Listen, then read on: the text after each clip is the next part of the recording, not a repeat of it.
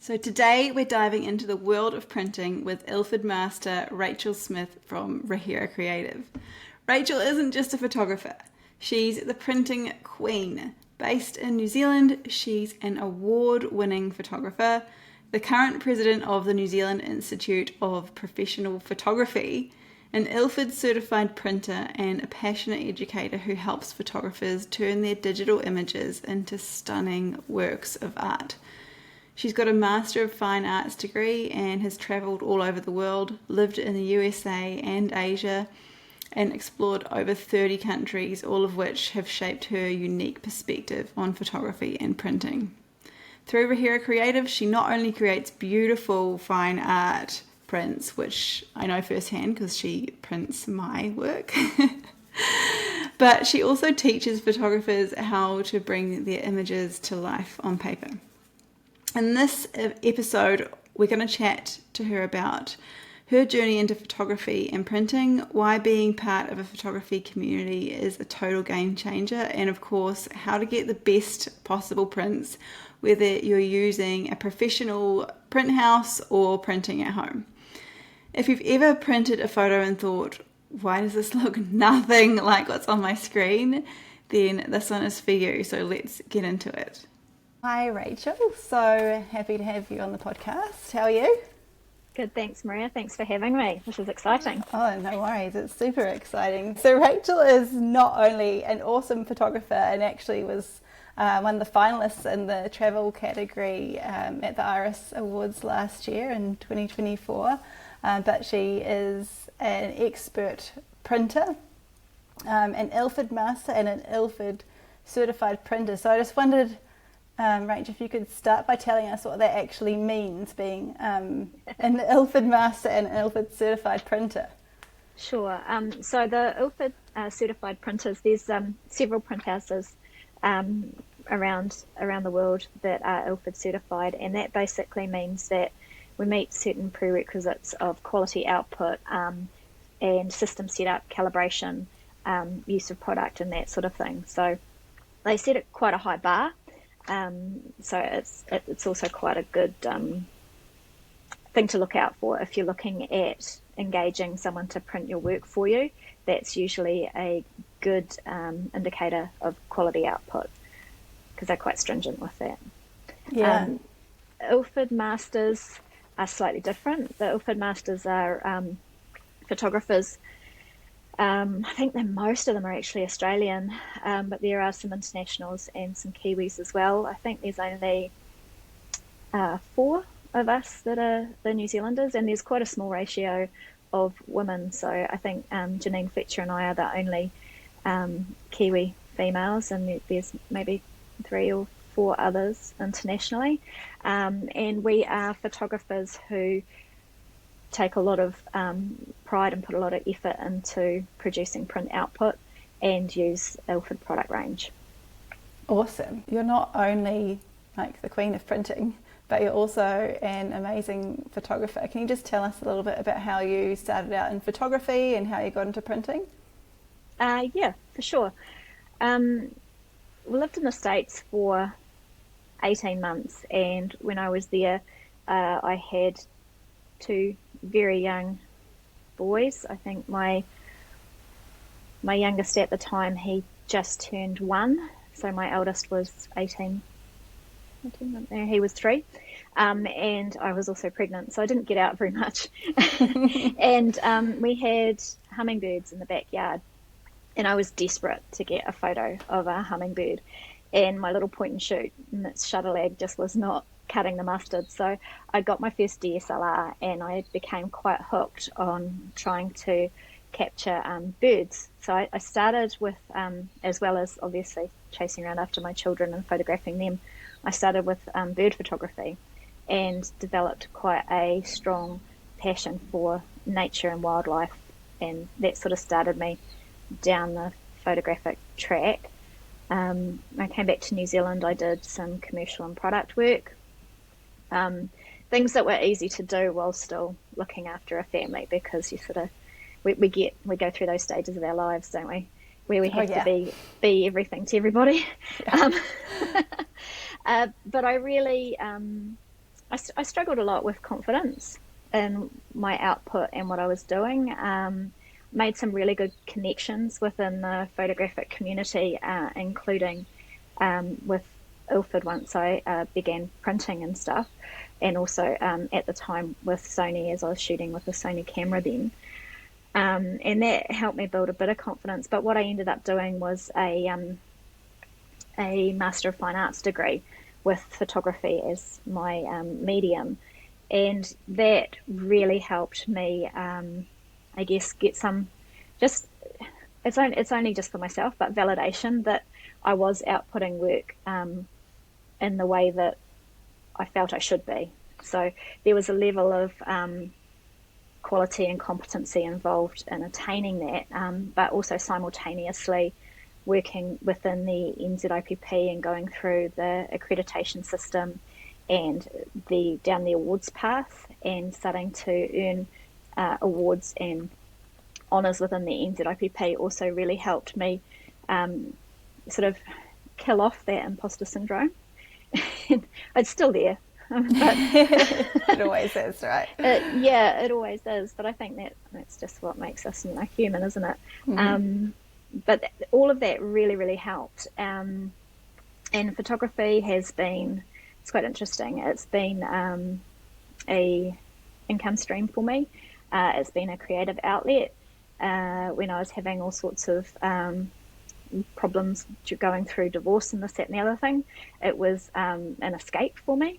I just hide the world and all my problems behind my camera and go out there and look at everything with a completely different perspective. So it's been a lot of things, but quite aside from that, the friendships that I've built and made through photography have really, really, I guess, lifted me up and helped me achieve my goals and stuff. I've made some amazing friends. I've been on some pretty epic adventures. If anyone wants a laugh or a sleep, they can check out In Pursuit of Giants and see what some of my photography buddies and I get up to, because we do some slightly different things. Yeah, if anyone hasn't watched it, you definitely have to check it out. It's hilarious. Yeah, the most recent one was a bit scary, but it's been a massive part of my life in the last 20 years, and all of it has been in a very positive way. And I think without it, there would have been without photography or without the people associated with photography, there'd be some moments that would be a lot darker than I would have liked them to be. So it's been fantastic. You mentioned earlier that I'm the current president of the NZIPP. I've been involved in the organisation since about 2014 and had various roles that I've held, from regional representative to sponsorship coordinator to vice president and now president. But that community has been an absolute stalwart for me and a great support for me, and has helped me professionally in many, many ways.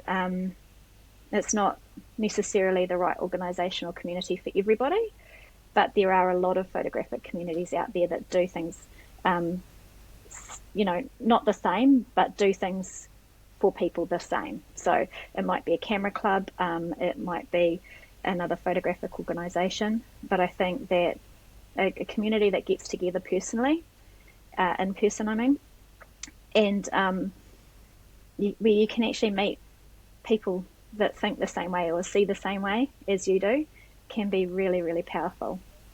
Yeah, it's just cool having other people to be inspired by and to cheer you on, and to just have people to talk to that understand what you're going through as well, right? It is, and I guess it's really easy for us to look at imagery and in our minds put people onto little pedestals and think, oh my God, this person's work is amazing. They are, amazing, and all of this sort of thing. But then you meet them in person and actually they're just like you. They're just like the person next door. And it's actually really, really good and really healthy to see that everyone has their own struggles, everyone has their own self-doubt, but they're just another approachable person, someone you can meet on the street. Yeah. Yeah. And that's a cool thing about going to the photo show as well that the NZIPP run, is that you get to meet a lot of these people. You get to meet so many photographers, and some of the photographers that you might be putting on a pedestal and thinking, oh my gosh, they're like amazing, and you realise like, oh, they're really cool, and they're just like a normal person like me, and it's an awesome opportunity. Exactly. So the New Zealand Photo Show has been running for many years. I first started going back in 2017, I think, in Wellington. And the first year I went, I was super nervous and scared, and I didn't talk to anyone. And I was really, really shy, and I sort of felt like I didn't get much out of it because I spent the whole time being a little mousy in the corner. Yeah. And then the next year I thought, oh, should I go or not? And I thought, no, I'm going. But this year I'm not wasting my time. I'm going to meet everybody in that room. And I did. Might have taken a couple of wines. but I did. And it was amazing. And that was sort of the start of making all these friendships, and but the start of building my confidence. I guess my confidence within the community, but my confidence in my work and my output as well, which has been hugely beneficial. And you don't just meet other Kiwi photographers. We've got this huge Australian contingent we call our Aussie family, or our what is it, Western Isle family. And we meet international photographers, and I met Sue Bryce. Oh my god. Yeah. And just cool things like that. It's really neat. Yeah. And it's not only like the photo show, but like we, as part of the kind of Auckland group, we have lots of opportunities to meet up and learn stuff and meet new people. I mean, I think that's what I love about being part of the NZIPP is, like just the different people that you meet all the time and the friendships that you make, like you talked about before. And like, sometimes you'll make friends and you'll go and have coffee with them, and you'll learn things you didn't know, or learn about software that you've never tried, or what different ways of approaching business or photography in general. And it's just really helps you grow as a photographer, I think, belonging to it definitely helps you grow as a photographer. I think one of the you mentioned business there. One of the things that's really benefited me is talking to other photographers about business, and about whether it's products that they sell, or systems that they use, or just I might be saying, oh, I think I should be charging such and such for this, but I don't feel like I'm good enough. And just having them say, well, of course you are. I'd charge that. It's not. It's not. I guess we have to be careful. It's not price fixing, and it's not sharing our pricing in any weird way. It's just actually confidence that we are hitting the market in the right place for what we're producing as a work. Yeah, definitely. So much value in like being part of a photography community. Absolutely. Okay, today we're going to talk with you about how people can get the best prints possible from their work, because I feel like it's just your photo really comes to life when you print it. It's just not the same just being on a screen. Like, you have to have a physical print in your hand just for it to like really come to life. I definitely agree. I also think that when you're producing client work, there is a certain element of value that is placed on producing something that's tangible. So in this day and age where people spend so little time digitally engaging with images, being able to produce a printed work for a client just gives them the opportunity to actually sit with it for longer, engage with it more, and then creates a higher perceived value for their output. So I'm very much in favour of people providing printed work as part of their client packages, in whichever form works for them. It may not necessarily be loose prints. It could be matted prints. It could be photo albums or books, or I think that just helps with all the work you put into it, really. Yeah. You don't want it to be seen for 2 seconds after you've spent hours photographing and editing and, things like that. So that's kind of where I sit with it. The other thing I use print for a lot, which is easy when you're printing at home, is part of my workflow. It's part of my editing process. So I might work on an image for a while and feel like it's close to being finished, but I'm not quite sure exactly where I want to go with it. And I'll print it out, and I've got a pin board on the floor and I'm leaning against the wall, and I'll print it out and I'll chuck it on there for a while. And every time I walk past it and see it, if there's something that bugs me about it, I change it. But if there's nothing that I am picking up as being out of place, then it's probably finished. So and it's quite easy to push things too far digitally in an edit, to over sharpen, to play with the color tones too much, which could produce banding and stuff. Things like that are much more obvious when you print than when you're looking at it on a screen. So it's a good test for that too. Yeah, definitely. What are the biggest problems you think people encounter when they are preparing their photos for print, whether it be printing it themselves or printing it through someone like you? There's a few different answers within that. I think one of the things that I get when people send me images, especially if they are newer to photography or newer to printing, is the way that they resize their images. It's your ideal output for printing is 300 ppi. So ppi is pixels per inch and dpi is dots per inch. So pixels per inch is what we talk about when we're looking at an image on a screen, and dpi is when we're talking about printed medium. But when we're resizing, it comes through as ppi. It's the same thing. It's just a different medium that we're looking at it on. So your ideal output is 300, but depending on how large you're going to print it, there's forgiveness within that. So if you're going to print something really huge, you're not going to be looking at it really close up. You're going to be standing a couple of meters back. Like, you're not going to be looking at the back of a bus this close and saying, oh my God, it's grainy, it's pixely. So you can actually afford to print that at, say, 150 dots per inch and stand back, and you're not going to notice the pixelization. So there's lots of different levels to that, but if you can supply your printer with an image that is 300 DPI, PPI, that is the optimal target range. And when you're resizing, you shouldn't be extrapolating the image. So you shouldn't be trying to force it to be bigger than the original file is, because you're better off letting your printer do that with the software that they use. Okay, cool, that's good to know. So when you're sending your photos to a printer, someone like you, to print the photos for you, what do you need to keep in mind to ensure that you're going to get the best results from your photos? So one of the most important things is the colour space that you save your image as. Now, it's less important for a printer like me, who does quite bespoke printing, and I always check everything. I'll be applying profiles to the prints before I print them, which will override any native colour space that's there, and it will apply the paper's colour space profile to it. But if, for example, you're going to a blanket printing place that does bulk loads, and you're just ordering online and inputting the information, you want to be using either sRGB or Adobe RGB for that.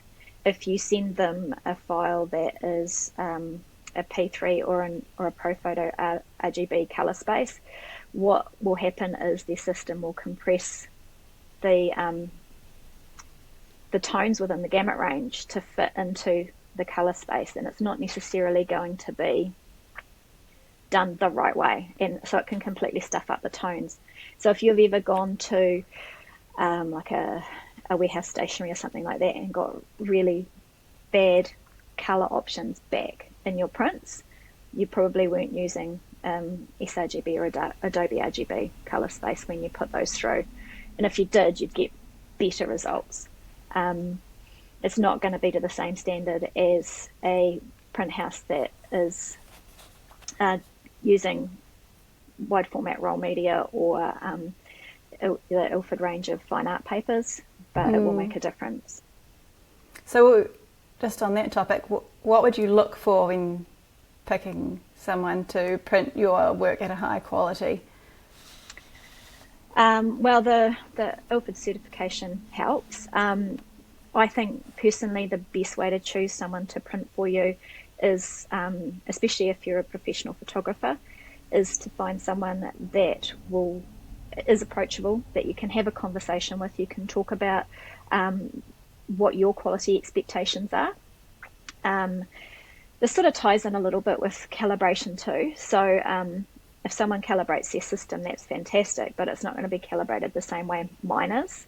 So when I receive, I'm calibrating my system all the time, but if you sent me a print file, it might not be quite the same. So if you start working with somebody, it would be good to do a few test prints with them, maybe one black and white, one that's quite vibrant, one that's quite pastel, just see how the tones work. Definitely something with skin tones, because it's quite easy for the printer to make some simple adjustments to get it within what you're expecting as an outcome. So for example, one of my regular print clients, I know that their system is calibrated with slightly more magenta tones than mine. So whenever I get files through from them, I just make an adjustment of, I think it's like -5 on the magentas as a pre-print set, what do you call it, adjustment, and it works fine. Okay. So it is about relationships and communication, really. And I don't know of any printers that operate smaller print houses that wouldn't have the time for that. Okay, cool. That's good to know. So if you wanted to change your color space from, say, Adobe RGB to sRGB, how would you go about doing that the right way? Oh, yeah. So that's quite interesting, and it's probably more relevant for entry into awards than it is for printing. But if you're operating out of Photoshop and you want to change your color space from, for example, ProPhoto RGB to sRGB and export it that way, you should always use the Convert to Profile option, not the Assign Profile, because the Assign Profile will compress all of the data the same way that I was sort of mentioning before with the large print houses, and it can mean that your colors can end up messed up, whereas Convert to will take all of the colors that it's seeing and it will assign it an appropriate color relationship within the spectrum so that it matches what you're looking at. So it'll keep it the same, but it'll change the profile and condense it down. Okay, cool. That's good to know. It's actually quite a good exercise to play with when you're looking at converting something, just to see the difference. Sometimes it's not very obvious and sometimes it's out the gate, and especially if you're entering in awards and it's going to be judged online, the colour space that you use is quite important. Right, okay. Yeah. Now could you tell us a little bit about how to size your image for the best results when printing? Yeah, so one of the things that gives me the most grief with client work is getting images sent to me, and say someone wants it printed 7:5, but it's a 6:4 ratio, and I'm not too sure exactly how they want it cropped, and so it just means that there's a little bit more toing and froing before we get the final info. So looking at what your actual image ratio is before you send it is really important. The process itself, it's good if you can keep as I said, the 300 ppi resolution, and just enter the long side, and Lightroom will export it. In Photoshop, you can set your cropping to a custom ratio and do it that way. But if you're going into the actual menu, image size menu, make sure that you don't have the resample option checked, because what that will do is, say for example, if I'm changing it from 20 centimeters on the long side to 40, it will if you have it checked, then it'll keep it at the 300 ppi, so it'll stretch the image out, and it can actually result in loss of detail in the image if you push that too far. Yeah. And there's software that we use, extrapolation software, whether it's gigapixel, AI or something like that, to get pixels back when we're trying to increase image sizing. It's all subscription software, so you might as well leave it up to your printer to do that for you. To resize it. Yeah. You would want to send your printer like the highest resolution file then, right? And without having cropped it or anything. Yeah. Definitely. And highest resolution doesn't have to mean that it is actually the largest file that you have. Right. The highest resolution JPEG is fine, or a TIFF, but it is important that it's a flattened file, because if you send a layered file, we're just going to flatten it anyway. The thing with computers versus printers is that you can operate a layered file really well from your computer, but if I sent a layered file through to my printer's brain is heaps smaller, and that's just information overload. So what it will actually do is just print lines. Okay. It can't actually compute all of the information you're sending it. Yeah. So if someone's sending you a file, you'd want it as a TIFF or as a JPEG? Yeah, ideally JPEG, really, unless it's going to be something that's really massive. But at the end of the day, if I'm not getting if I can look at a file, and if it's not going to be what they want it to be, then I'll contact them and I'll say, hey, do you have any other versions of this, or do you have the raw? Can you re-edit it? Because sometimes some editing practices can be really destructive, and I always save operate off a copy and save my raw, because if you're flattening your image all the way through, then you can't go back, or you might end up losing resolution or changing layers and stuff like that. And just some techniques are just not kind to image files. Yeah. So if you wanted to print like a really large and detailed file, would you want someone to send it to you as a TIFF, and would you want them to send it in, like, I don't know, 8-bit or 16-bit or? Yeah, most printers print a default 8-bit. Right. Some of the newer ones are printing 16-bit as well, but so when we talk about color space, and we were talking about gamut, you have sRGB, which is the smallest, and it goes progressively up from that. 8-bit to 16-bit is what the printer can output versus what you can see on the screen. There's a minimal difference in that. So 8-bit is sufficient. Okay. You're not, again, the printer's hardware isn't huge enough to make a massive difference in that regard. Right. Yeah. But you'd only use TIFF for like really large detailed files, or even then would you still be able to just use a JPEG? Yeah, I would say the majority of files I get sent are JPEGs, and even when you're printing it really huge, like the bigger you print, like I was mentioning before, the further back you're standing from the image, and so you can actually have a lot more forgiveness with the breakdown of like pixelization and stuff within an image, because you're not going to be looking at it close up. Yeah.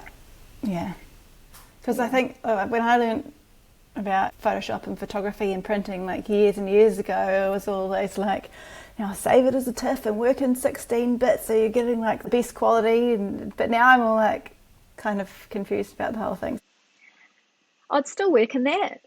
Yeah, so just work in it and then save it as a JPEG. Yeah, so I work so from my raw file. When I output my raw, I'll be working in the Pro Photo color space, because that has the widest gamut of all of them. Yeah. So I'm seeing the widest range of colors that I possibly can and working with those, and that will be in 16-bit. But then when I'm converting it to print, I actually don't even think about whether it's 8 or 16. It's just whatever it saves as. Okay. But I will in Photoshop, I will override the color space with the print paper profile.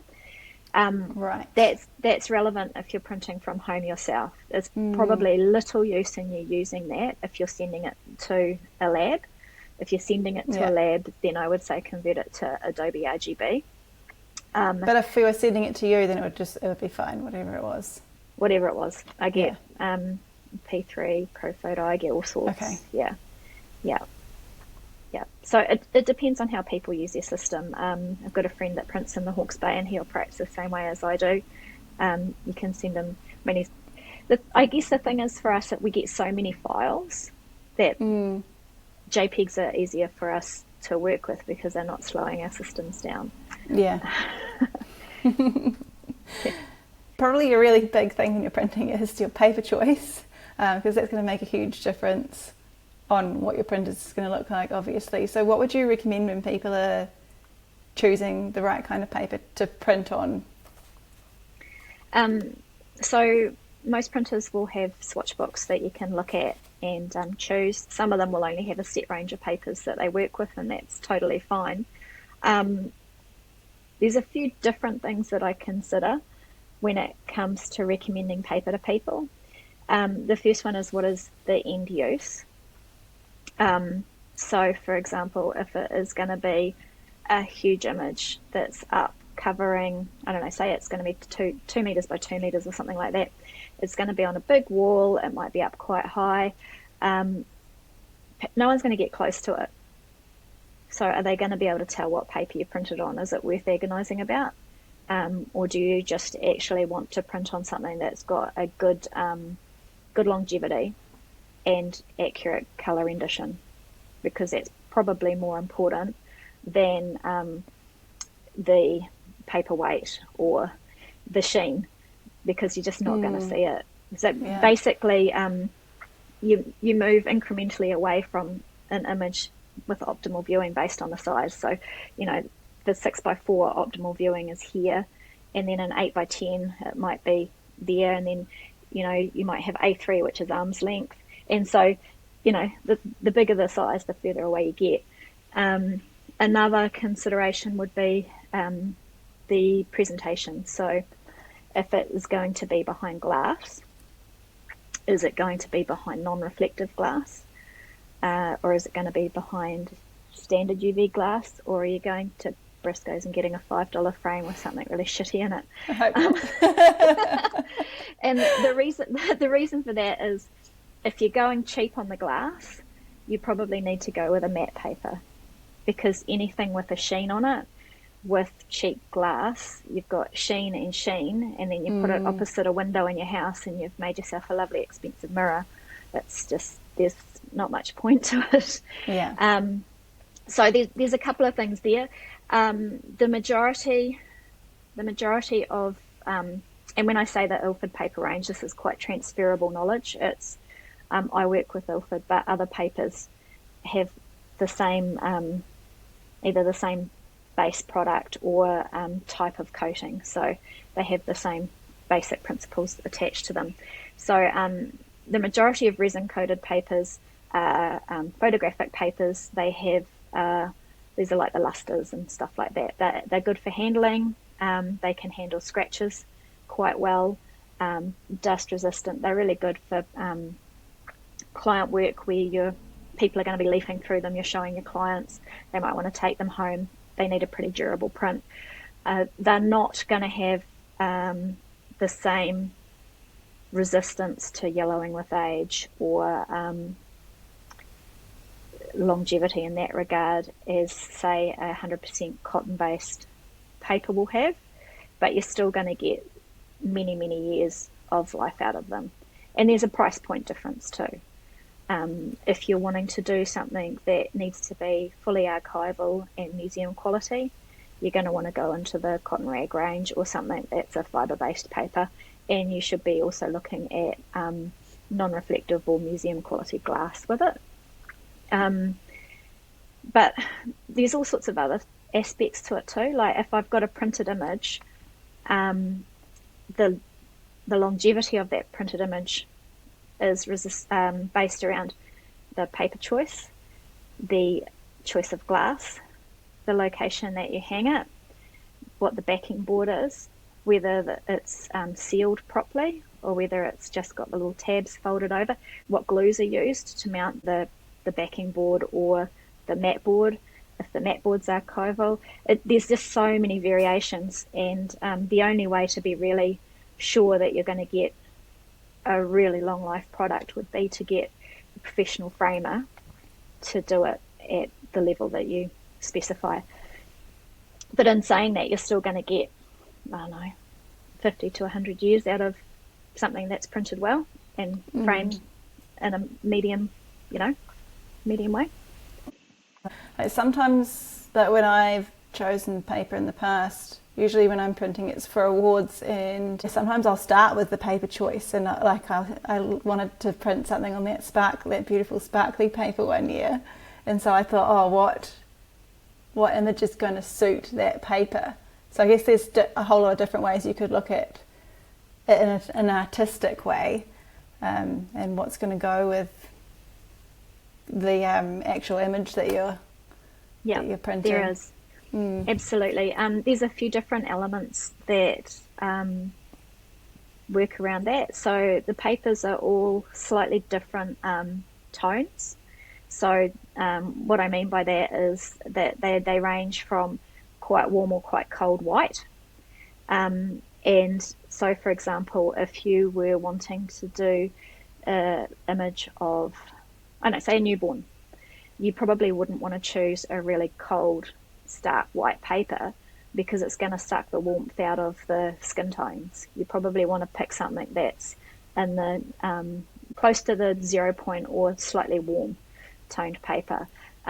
Same with if you've got an image of a lovely young child or something, or again another newborn, you probably don't want to use a really heavily textured paper because all that's going to do is make the skin look clunky and pitted, and so there's little things in and around that.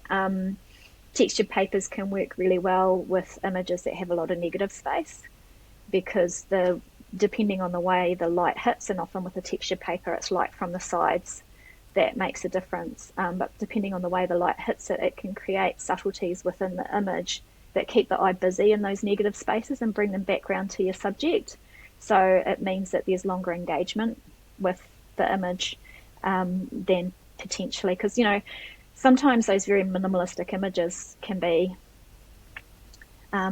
overlooked a little bit because our attention is so fleeting. So little subtleties like that can help quite a lot. There's all sorts of things that you can consider, and that there is also a way that you can tell from the paper specifications whether it's a warm or a cold toned paper, and that's in the how you have RGB color, you have CMYK color, you have LAB colors, and so in the specs often it will show the LAB values, and if the B value is 0 or higher than 0, it's a warm toned paper, and if it's 0 or negative, lower than 0, then it's a cold toned paper. Okay, I didn't know that. Yeah, it can help quite a bit if you're doing the old shopping online. Yeah. Would you recommend though, like if you find a good printer like yourself, would you recommend just getting like a sample, like some samples of the different papers that your printer uses? Yeah, absolutely. You can talk to them about what they use, and if you a lot of printers, we can get hold of a whole range of different papers. We might not necessarily stock them all, but if there's something that that you're going to be wanting to print on a regular basis, then talk to them about. I know some of them will, for example, some wide format printers, like my friend in the Hawke's Bay, will buy a roll of paper, and that's Maria's roll of paper. And so they, when they get an order through, they need to have some reassurance that there's going to be consistency in ordering. But okay, so I know that Maria's going to put through, an order every 2 months for 12 prints or whatever. That roll will last a year. I'll keep that there for her, and when it's getting low, I'll get in touch and see if she's planning on doing the same volume next year, and things like that. Right. It's sort of all about that relationship that you build with them. Yeah, so in a way, like, the better relationship you have with the person that's printing your photos, the better your photos are going to look printed, probably. Well, and also if something's not right, the more comfortable you are in saying, hey, you're usually a little bit more consistent. Is there something different? Got a new printer? Has the paper changed? Is there something else going on? Yeah, it just makes it easier all around. Adult conversations. Yeah. Okay, so we'll get to the ICC profiles. When you're looking at ICC profiles, what do we need to think about? Do we need to worry about it if we're just sending it to you, or? You only need to worry about it if you're printing at home. Okay. But if you are printing at home and you're not getting the results that you're expecting, then it's most likely that you're not using either the correct ICC profile when you are sending the image to the printer, or you're not using the correct media type on the printer when it's receiving that print file. So the two slides that I've got are based around Ilford ICC profiles for it's how to read them. So the Ilford ICC profiles will look like that, IGPSC, blah, blah, blah, blah, blah. And unless you're doing it all the time, you're actually not going to know what that means. So no, I don't know. Yeah, so I've broken it down because when you look at it, okay, so the Canon one there, I can see Ilford is the paper brand, and Can Pro 1000 is a Canon Pro 1000 printer, and then the next section is the Gallery Prestige Gold Fibre Gloss paper, which is the name of the paper. And then the suffix is really important. That's the media type that you select on the actual printer. So I'll pick that in my printer driver. I'll pick that paper profile for my print. But then when I go to my printer, before I actually send the file to print, I need to make sure that the media type in my printer is the same as that profile, so the same as that suffix, because what that tells the printer is what your ink loading is going to be, what your black, whether it's a matte black or a photo black, is going to be used. So if you print at home and you're not getting results, then you need to consider, and all the paper brands have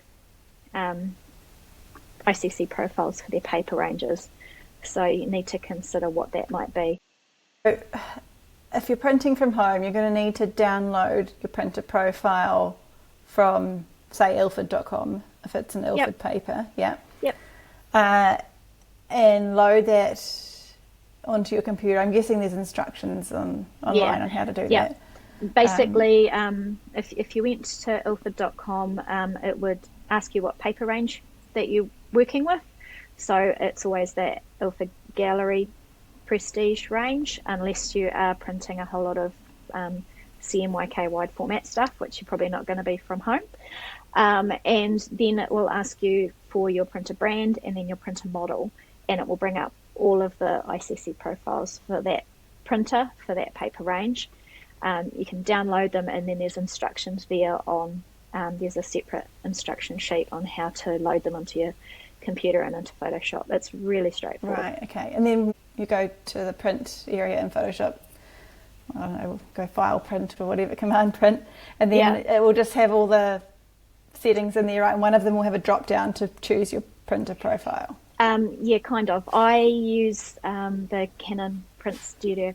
No, it's not Print Studio Pro now. They changed it. Okay. Canon Professional Print and Layout RIP software that Canon provide with their printer models. Okay. You can go direct from print, but one of the things that I've found with direct printing from Photoshop is that whenever you update Photoshop, the whole thing gets screwed for about 6 months and it all looks like shit. Okay, that's good to know. So I prefer to work out of the Canon software. And another tip in and around that is I tend to not do my updates for about 6 months after they come out, just because it's caused me massive headaches in the past, and it doesn't matter whether you run a PC or Mac, it seems to be consistently Photoshop updates if you're printing a lot, just hold off until I've got some of the bug fixes out. Okay, that's a good tip. Yeah. So I'm guessing you've got a Canon printer, and that you can use the Canon software with that, and it has the printer profiles. Yeah, that's right. Put them in there. Yeah. Okay. Is it like a plug-in for Photoshop, or is it a separate? Yeah. Okay, it's a plug-in for Photoshop. It's a Photoshop plug-in, and it looks very similar to a standard print driver, but you have a wider range of adjustments that you can make and layouts that you can work with. So, for example, I can set it to lay up a series of images and leave it running for, until I run out of paper, sort of thing. That's quite good. Cool. They have another software package that comes with printer purchases as well, where you can work out cost per print, which some people find really useful. I used it when I first started printing, but I haven't used it for some time now because I'm too lazy to input my costs and stuff into it. And I know roughly what it costs me per image. It's actually cheaper than people expect to print from home if you're printing on a regular basis. If you leave the machine and it doesn't operate for months at a time, then you're going to waste a whole lot of ink and it will become costly. But even if you're just doing one nozzle check print per week, it actually is much more affordable than shopping elsewhere. But it is also something that you need to enjoy doing, otherwise it's going to frustrate you. Yeah, yeah, that's understandable. What would you look for in a printer if you're thinking about buying one? To be honest, I mean I've always had Canon printers, and so I know the brand. I get good support from them, and the output is fantastic. But I think the key for me is that all the printers out there are going to produce good results if you know what you're doing, comparable results if you know what you're doing. The most important thing that I would look for is support from whoever I'm purchasing it from, whether that is with regards to help with setup, reassurance over supply of consumables, technical support, that sort of thing. I think that's probably more important. Yeah. But you found Canon to be really good with all that? They have been amazing. Yeah. Yep, really amazing. So I started printing quite a long time ago on an old IPF 6400, a 24-inch roll media printer that I bought off my brother. And that was fabulous. But when that died, I started using a local print house. I was living in Palmy at the time, and I wasn't getting the results that I wanted. And so I decided actually that I need to spend more time doing printing. I liked it. I really, I get a kick out of seeing an image coming through the printer so that it comes to life. And so I just decided that was the way I wanted to go. And I have a background in that type of thing because years and years and years ago, before photography, I had a sign writing business, and we printed signage. So different type of machine, but similar principles. Yeah. Do you do much maintenance? Does Canon have to do maintenance on it, or do you just print regularly and it just carries on?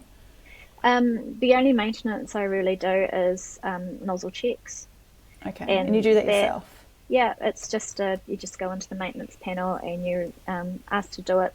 It prints out a grid of each of the different ink colours, and if there's any abnormalities in what those grids look like, if anything's not quite meeting up, then you can do nozzle cleans or head cleans and stuff like that. It's really uncommon to need them if you're printing regularly.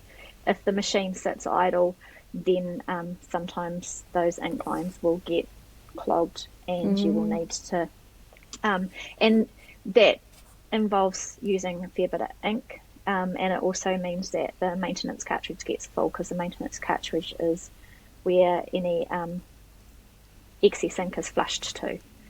Okay, cool. So that's been super helpful and made me, just a bit more confident about printing my next photos for the awards and stuff, which, now I'm kind of just like, oh, good. I can just set them to 300 DPI and the size that I want them printed and just send it to you, just sort everything else out. Yeah, you make the magic happen. Yeah. It makes me happy. Yeah, thank you for letting us know all about that. If people want to get their work printed through you, can they just you an email or check out your website? So my website is Rāhera Creative. That's Rāhera, Rahera, creative.co.nz. And my email is Rachael with an A, Rachael, just to make it hard, at raheracreative.co.nz, and my phone number as well. But email, and there's a contact form on the website. That's the best way to get hold of me. Cool. And a little birdie told me that you might be doing some workshops or doing some demonstrations at some point in the future. Yes, I have got one planned for June in Christchurch. Okay. I think that's going to be the 16th of June. But I do have some more that I am working on. I just don't have dates or months yet.